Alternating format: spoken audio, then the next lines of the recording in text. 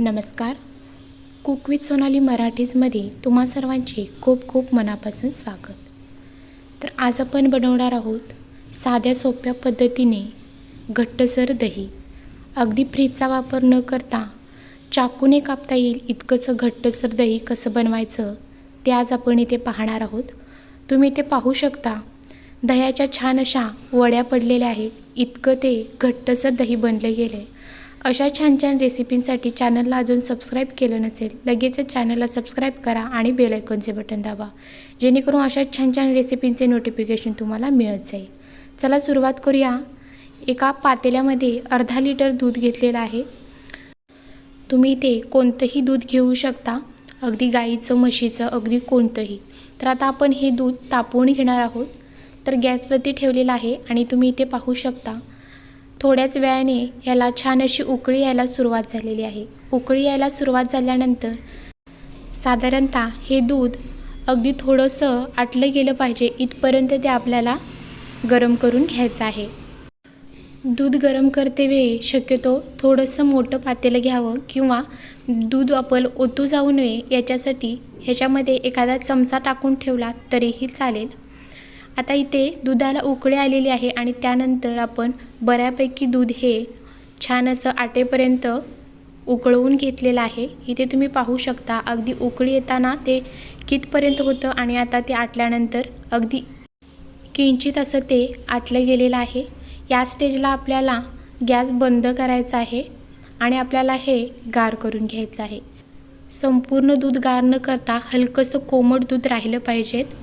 आता दूध गार होते तोपर्यंत आपण ज्या भांड्यामध्ये दही लावणार आहोत ते भांडं घेऊन त्याला दही व्यवस्थित असं फेटून घेणार आहोत.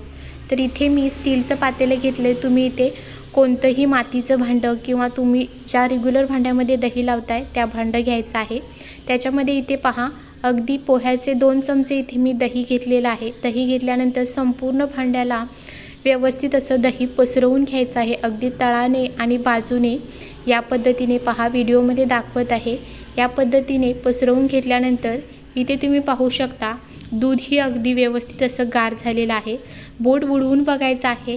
हलकंसं ते आपल्याला गरम लागलं पाहिजे इथपर्यंत आपल्याला हे दूध कोमट असं बनवून घ्यायचं आहे. तर आता आपण दूधही व्यवस्थित असं कोमट झालेलं आहे आणि आता आपल्याला पुढची प्रोसेस करायची आहे. ती म्हणजे आपण ज्या भांड्यामध्ये दही लावणार आहोत त्याच्यामध्ये हे संपूर्ण दूध आपण काढून घेणार आहोत. तर मी इथे शाईसकट सर्व दूध काढून घेतलेलं आहे.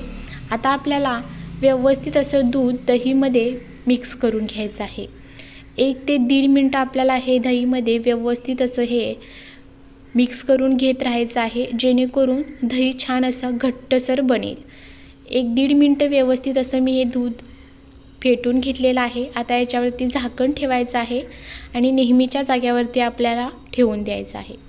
दुसऱ्या दिवशी तुम्ही इथे पाहू शकता झाकण काढलेलं आहे आणि इथे अगदी घट्टसर असं हे दही इथं बनून तयार झालेलं आहे.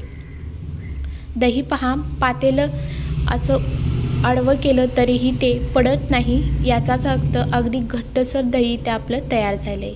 आता आपण याच्या वड्या पाडून घेऊया.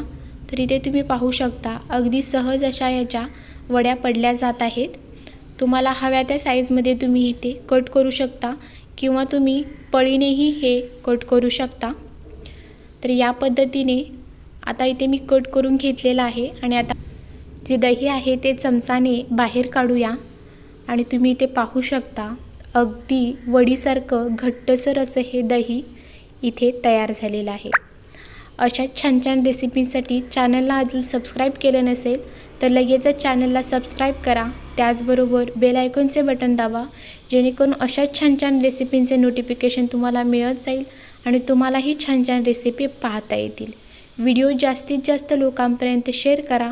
त्याचबरोबर व्हिडिओसाठी 1 लाईक नक्की करा आणि तुम्ही घरच्या घरी या पद्धतीने दही नक्की ट्राय करून पहा. तुम्हालाही नक्की आवडेल. सध्या भरपूर उन्हाळा आहे तर दही हे शरीरासाठी खूपच उपयुक्त आहे. धन्यवाद.